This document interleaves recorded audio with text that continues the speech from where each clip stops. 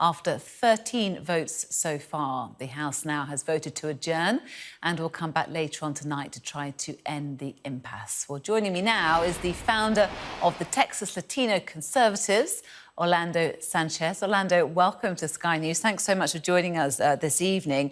I mean, it has to be said, the UK has had its fair share of chaotic politics in recent times. But are you surprised it's proving to be such a messy affair to elect this leader?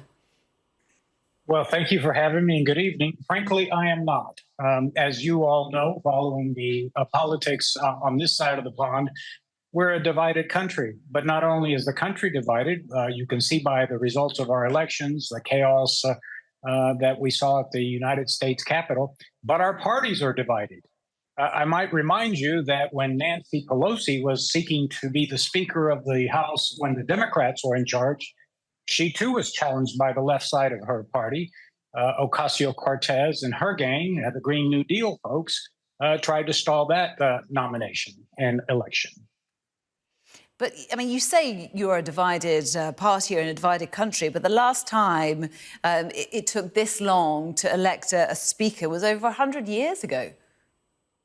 Yes, that's true. And, of course, there are things that occur that are unprecedented in our modern time. But I think we'll get across the finish line. I think Mr. McCarthy will be the speaker.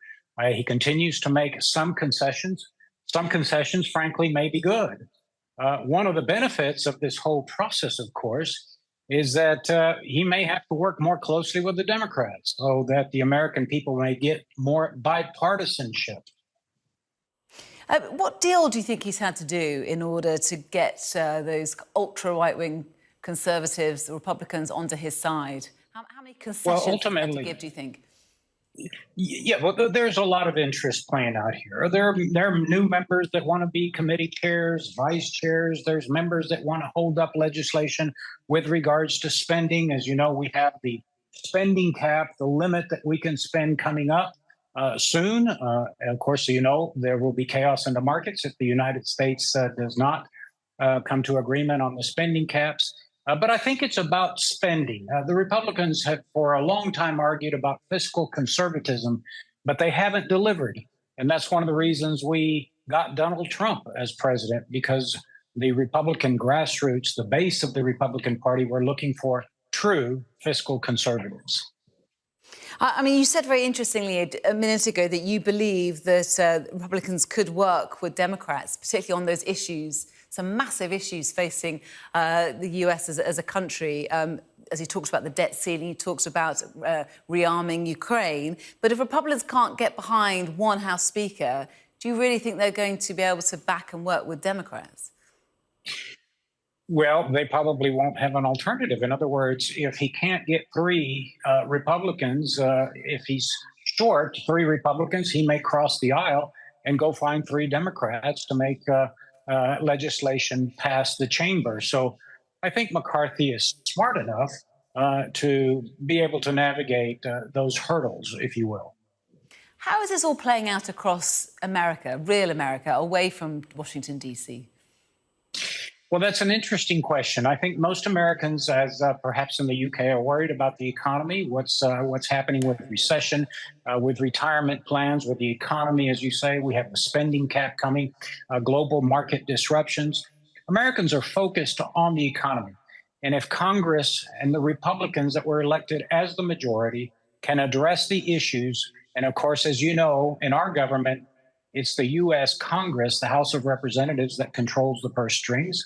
If they can get their arms around recession and inflation, Americans will be happy and they will not recall this fight for the Speaker of the House. And you're confident that he will get those votes tonight?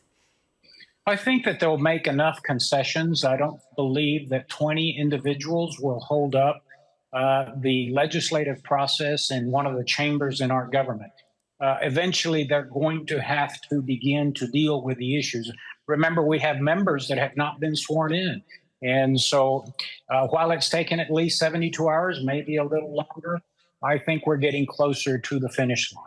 And there is, by the way, no other member in the caucus, in the Republican caucus, that I think would win the necessary 218 votes. And Orlando, of course, today we'd love to talk to you about the second-year anniversary of the insurrection on Capitol Hill, a day, of course, that's seared very much into US political history. Do you see a thread, perhaps, from that day to where US politics is today? Well, I hope not. And what I said earlier, that perhaps we could get back to some bipartisanship in American politics would be beneficial. We will have to get over this divide and make the country make legislation on behalf of the majority of the American people. We've had insurrections in the Capitol, of course. Back in the 60s, we had a bombing of the Senate chambers. And of course, we got over that. The 60s were a very disruptive era in the United States. I hope we can get past this and get back to doing the work for the American people. Orlando Sanchez, founder of the Texas Latino Conservatives, thank you for your time tonight. My pleasure. Good evening.